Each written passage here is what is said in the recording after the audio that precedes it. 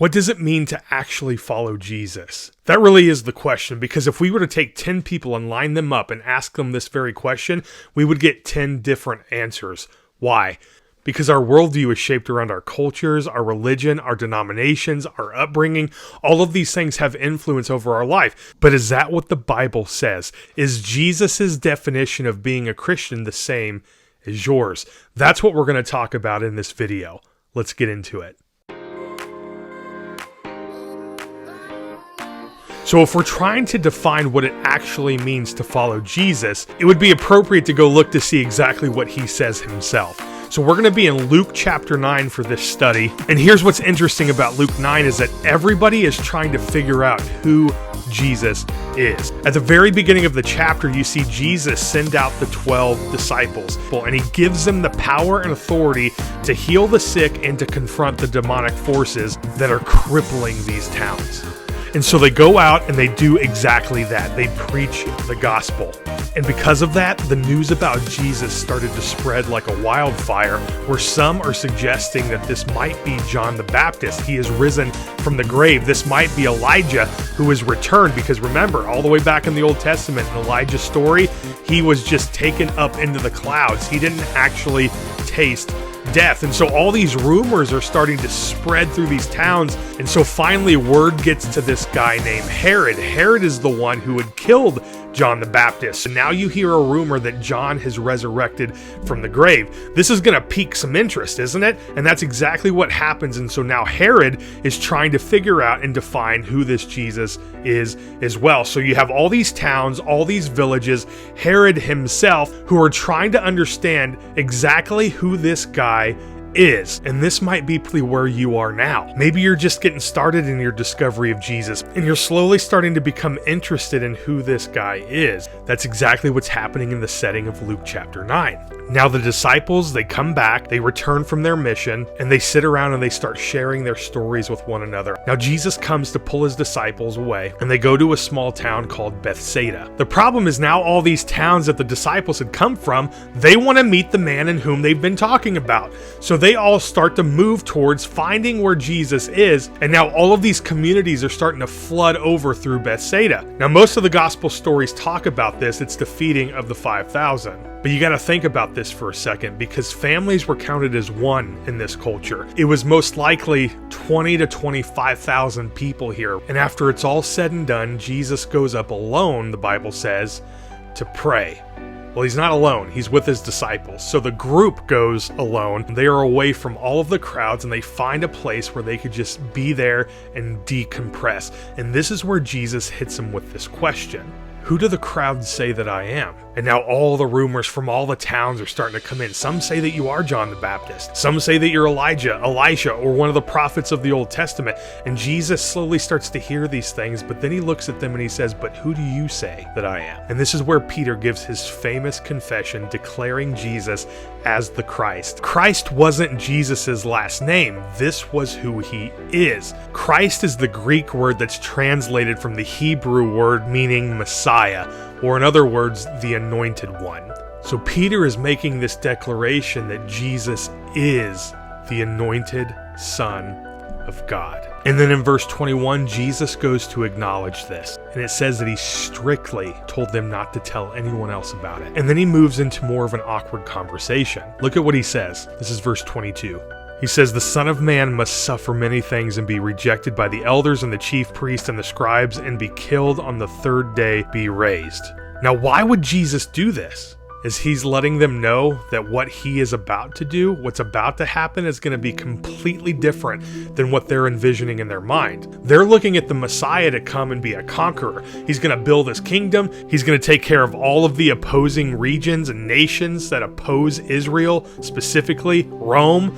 You see, what Jesus is doing is he's going to start to change their ways of thinking. This isn't what you're going to expect, because the Son of Man must suffer many things. He's going to be rejected by all of the political and religious leaders. And ultimately, the mission of Jesus is going to lead to his death. That's what he's telling the disciples. And then he moves to define what it looks like to follow Jesus. Look at verse 23. And he said to all, if anyone would come after me, Meaning, if anyone wants to be a Christ follower, if anyone wants to declare the name Christian, if anyone wants to be a disciple of Jesus, let him deny himself, take up the cross daily, and follow me. That's the heart of being a disciple, and it's not really that appealing, is it? So let's break this down. What is Jesus talking about? First, he says you must deny yourself. Now, self-denial is not about self-hatred. It's not that at all. This is about asking that question of who is the authority in your life? Is it you or is it Jesus? And this is exactly where Christianity collides with our culture. We're big on this term called relativism, which means your truth is your truth and no one can define your truth because it's what you believe. So go and pursue your beliefs and never let anyone define who you are. But what Jesus is saying here is that if you're going to be a disciple of mine, you have to deny that mentality. Let me define who you are. And Jesus has already proven how much he loves you, how much he desires you, how much he is for you. So I can't think of a better person to put my life in their hands than Jesus himself. I can't think of a better person to define who I am than the one who made me. And you may argue that we have autonomy over our entire lives. We should be the ones in control of that. But here's how I would push back, is that you are still pursuing something. You're either pursuing the American dream with life, money, and relationships, and those are defining who you are, or you're letting the world simply tell you who you are. And it becomes quite confusing if you allow it. Jesus brings clarity. So for us to deny ourselves means we are going to put him in charge. So it's not just about denying yourself, you also have to pick up your cross daily. Now this is countercultural in this time. We've domesticated the cross so much that it's lost its meaning for us today. The cross was an execution device. It would be equivalent of me wearing a lethal injection syringe around a necklace. It would be a little weird, wouldn't it? It would probably beg some questions and I'd get a lot of stares for sure, but this is exactly what Jesus is asking them to do. See, they knew that the cross was a Roman execution device. They knew what it stood for. Why in the world would Jesus tell the people who want to follow him that they must take up their cross daily? This is all about surrender and sacrifice. And I love the word that Luke throws in here, daily.